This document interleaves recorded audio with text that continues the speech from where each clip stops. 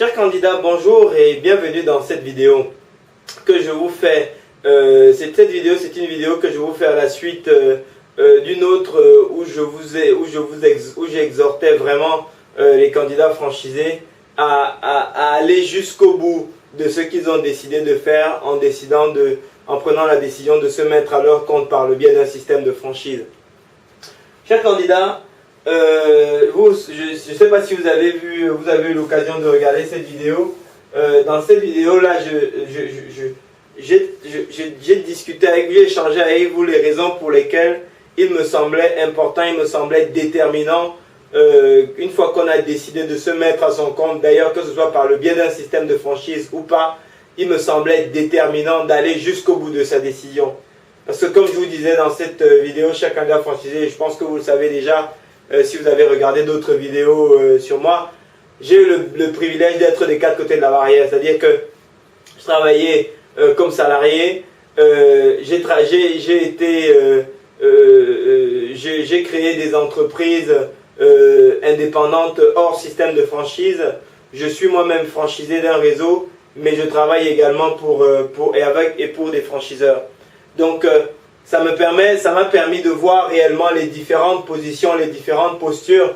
Et je me suis dit, plus que jamais, ce qu'il faut, c'est réellement arriver à implémenter son projet.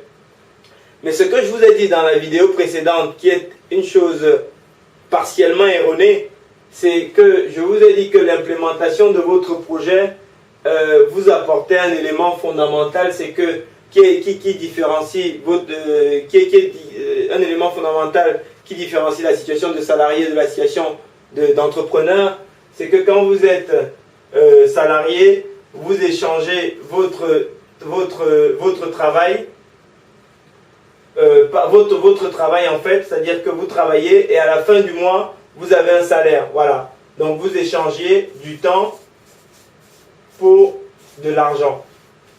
Donc ça c'est la situation que vous vivez quand vous êtes salarié.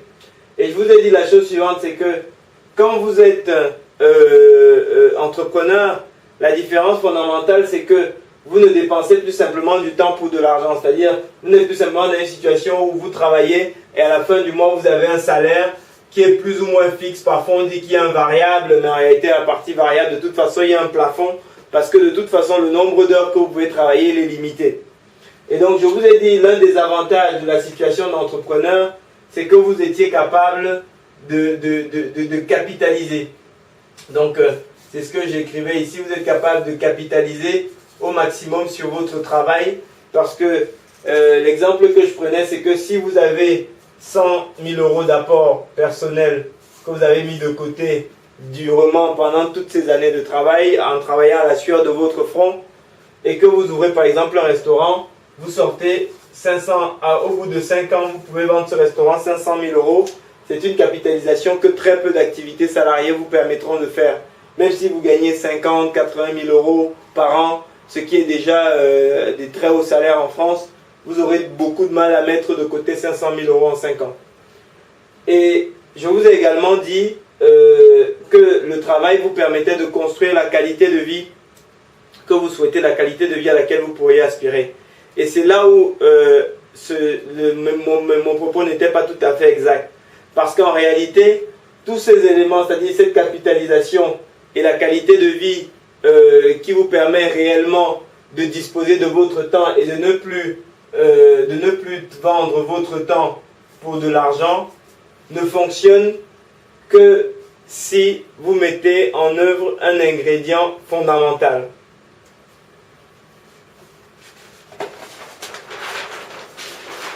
Et cet élément fondamental, chers candidats franchisés, ça s'appelle de l'innovation.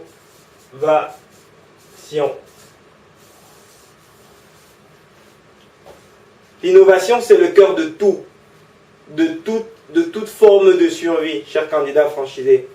Avant de revenir là-dessus, je voudrais attirer votre attention sur un élément tout simple.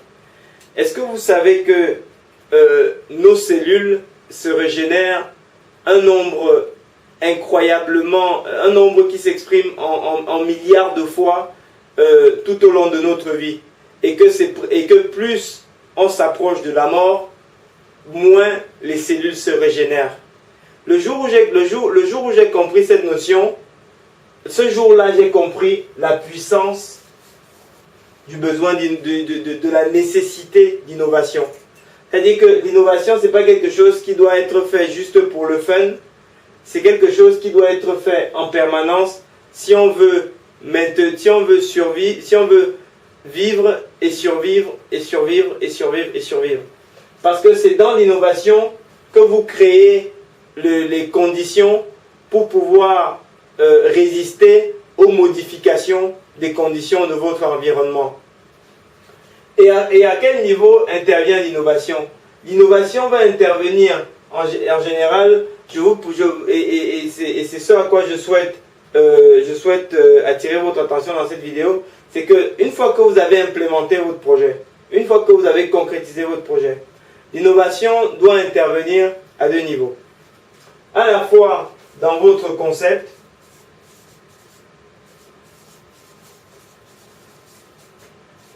pour pouvoir produire mieux, être plus efficace dans le travail, acheminer plus vite, avoir plus de clients satisfaits, vendre plus, etc. dans le concept. Et ça doit porter sur tous les éléments du concept, c'est-à-dire les aspects marketing et vente, les aspects financiers et contractuels, les aspects ressources humaines et management, les aspects gestion opérationnelle. Voilà. Donc tous ces aspects-là, il faut innover, il faut toujours travailler pour être meilleur.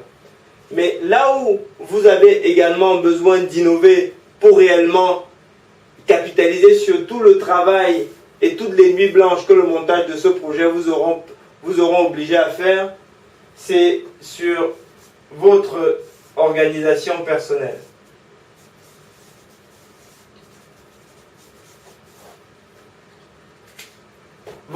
C'est sur votre organisation personnelle et notamment organisation en temps et en argent et en investissement financier que vous devez travailler. Pourquoi? Parce que vous vous rendrez compte, chaque candidat franchisé, et cette réflexion, vous devez l'intégrer en amont lorsque vous envisagez de choisir votre concept de franchise. Mais vous vous rendrez compte que vous allez voir beaucoup de franchisés qui en réalité, et qui n'ont pas fait ce travail d'innovation sur leur organisation personnelle, se retrouvent 5, 10, 15 ans après qu'ils sont franchisés à toujours se lever le matin pour aller faire la même chose. S'ils ont acheté une sandwicherie ou une pizzeria, 15 ans après ils se lèvent le matin, ils vont faire leur pizza, sortir les pizzas du four. S'ils ont acheté, je sais pas moi, une affaire de vêtements, 15 ans après, ils se lèvent le matin pour aller remettre les vêtements en rayon, passer les commandes, etc., etc. Ça, c'est la preuve fondamentale que les gens n'ont pas réfléchi en amont à leur organisation personnelle. Qu'est-ce qui se passe quand vous menez cette réflexion en amont? C'est que 5 ans après avoir mis en place votre projet, et probablement pas avant, parce que quoi que vous fassiez, cher candidat franchisé, au début du montage de votre projet, vous aurez besoin d'aller au charbon. Vous aurez besoin d'aller à l'effort pour vous rendre compte de ce que ça demande comme effort, de comment il faut faire les choses pour pouvoir justement dans un deuxième temps structurer et surtout, et c'est là où je voulais en venir, faire fonctionner l'entreprise sans que vous n'ayez besoin d'être présent. Et c'est là où, et c'est à ça que doit servir le travail d'organisation personnelle. C'est-à-dire que quand vous êtes au début de la mise en place de votre entreprise, vous avez donc, comme on voyait tout à l'heure, le marketing et la vente. Vous avez la gestion opérationnelle de l'entreprise au quotidien. Vous avez les ressources humaines et le management. Vous avez tout ce qui est financier et juridique. Et derrière tous ces éléments, vous vous souvenez, il y a méthode de vente, promotion, communication, technique, produits, service, donc on disait communication, promotion, technique de vente.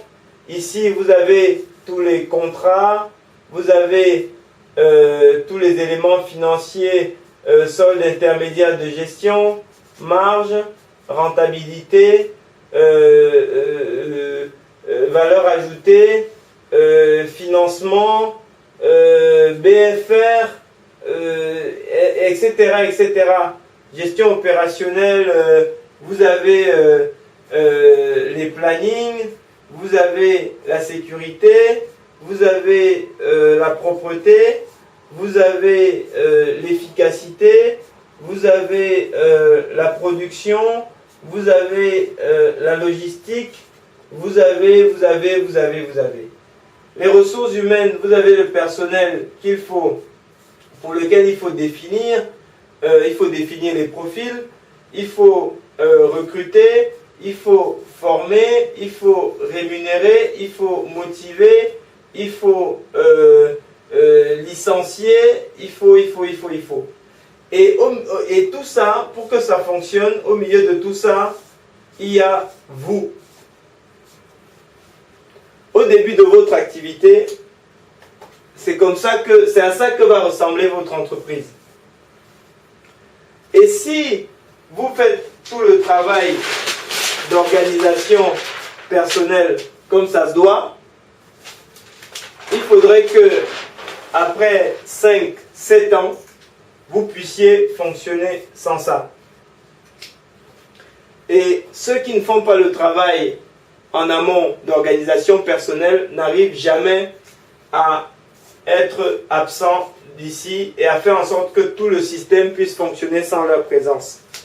Et donc, si vous êtes au début de votre projet, mettez-vous déjà ça en tête. Si vous êtes déjà un franchisé en activité, regardez votre entreprise aujourd'hui. Tous ces éléments-là, ça fonctionne avec vous au milieu. Est-ce que vous êtes capable de fonctionner, de vous sortir de ce trou et faire le travail qui consiste à vous acheminer, à vous faire sortir de ce trou, c'est à ça que nous travaillons lorsque nous accompagnons des franchisés qui sont déjà en exploitation. Donc je voudrais que vous puissiez vous-même prendre votre feuille de papier, voir comment fonctionne votre entreprise et voir si aujourd'hui vous êtes capable de sortir de là. Et si vous êtes en amont de votre projet, réfléchir à construire un plan d'organisation personnelle, un plan qui vous permette d'innover sur le plan de votre organisation personnelle de façon à ce que 5 ans après que vous ayez ouvert votre affaire, que vous puissiez fonctionner sans que vous ne puissiez être présent. Et ce n'est que si vous réussissez à bien faire ça que vous pourrez réellement capitaliser sur les bénéfices de la création d'entreprise et réellement construire la qualité de vie que vous souhaitez, à laquelle vous souhaitez réellement aspirer en tant qu'entrepreneur et la qualité de vie que vous méritez réellement en tant qu'entrepreneur. Parce que si vous n'êtes pas capable de vous sortir du fonctionnement de votre entreprise, sachez que vous n'êtes pas entrepreneur. C'est faux que vous êtes entrepreneur. Et c'est en ça que je disais que toutes mes autres vidéos ne sont pas justes si vous n'avez pas compris ce point. Si vous n'êtes pas capable de vous sortir du fonctionnement de votre entreprise, vous n'êtes pas entrepreneur. En réalité, vous êtes un salarié, sauf que vous êtes votre propre patron. Mais vous êtes resté salarié, c'est tout. Vous n'avez plus personne qui vous crie dessus, mais en réalité, vous avez rien fait d'autre que vous acheter votre propre job. Donc voilà. Et c'était ça l'objectif de cette vidéo. Donc, j'espère que vous avez été suffisamment sensibilisé à ce point et que vous allez tout de suite intégrer cette façon de fonctionner dans votre approche de façon à construire et à construire quelque chose qui vous amène vraiment vers la qualité de vie que vous méritez pour tous les risques que vous aurez pris. Chers candidats franchisés ou chers franchisés, je vous remercie pour votre attention et je vous souhaite très bon succès pour votre projet. Merci.